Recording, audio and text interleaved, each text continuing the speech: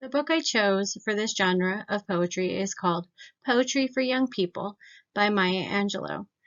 This was originally published in 1994 and republished in 2013. Born April 4th, 1928, Marguerite Ann Johnson. Her brother gave her the nickname of Maya. She wanted to join the Women's Army Corps when World War II broke out, but because she attended classes at California Labor School, she was not allowed.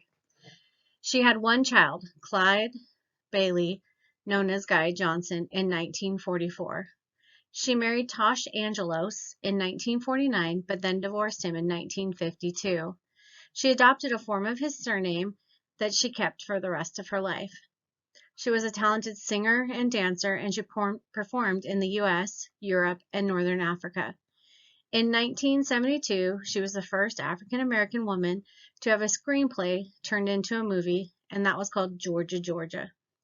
In 2011, she was awarded the Presidential Medal of Freedom by President Barack Obama, and she died on May 28, 2014. The criteria for evaluating poetry are lively, rhythmic, and meter, sounds of language, sharp images and words, stirring scenes of action, challenging, relatable, delightful, and readability. And I will show you in the next few pages how this book relates to this genre. This book contains 27 poems that Maya Angelou wrote. If you look at the titles, they are all of things or places or experiences she may have had that she turned into poems. One of the criteria for poems is relatability. This poem, called The Little Girl Speaks, talks about how she feels that her father, her dolly, her mother's cooking, and everything else in her life is better than other people.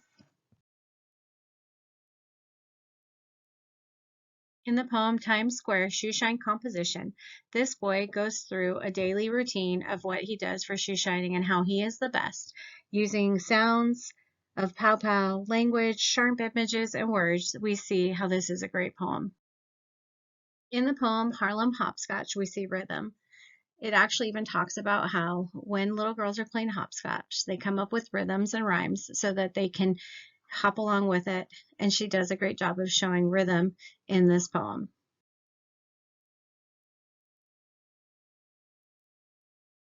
In the poem, Women's Work, first I'd like to point out the picture to the side of a woman hanging laundry. In the poem, it goes on to talk about all things that women do in a day, like tending to kids and mopping the floor and doing the laundry. I love that this picture shows in such a beautiful way of a woman doing just the daily work. The poem Still I Rise. And Still I Rise is the title of one of Maya Angelou's book of poetries. This poem is one of her most glorious tributes to the courage and endurance of African American women. We're supposed to notice how the phrase, I'll rise, is repeated more and more, frequently up until the final lines. You may write me down in history with your bitter, twisted lies. You may trod me in the very dirt, but still like dust I'll rise. Does my sassiness upset you? Why are you beset with gloom? 'Cause I will walk like I've got oil wells pumping in my living room. Just like the moon and like the suns, with the certainty of tides, just like hope springs high, still I'll rise. Did you want to see me broken, bowed head and lowered eyes, shoulders falling down like teardrops, weakening by my soulful cries? Does my haughtiness offend you? Don't you take it awfully hard, 'cause I laugh like I've got gold mines digging in my own backyard. You may shoot me with your words, you may cut me with your eyes, you may kill me with your hatefulness, but still, like air, I'll rise. Out of the hunts of history's shame, I rise. Up from past that's rooted in pain, I rise. I'm a black ocean, leaping and wide, welling and swelling, I bear in the tide. Leave behind nights of terror and fear, I rise. Into a daybreak that's wondrously clear, I rise.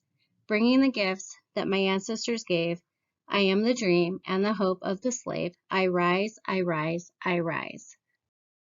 In conclusion, I chose this book of poems because the beautiful pictures, the amazing poetry, and how it totally fit into the criteria for poems. I hope you enjoyed it as much as I did.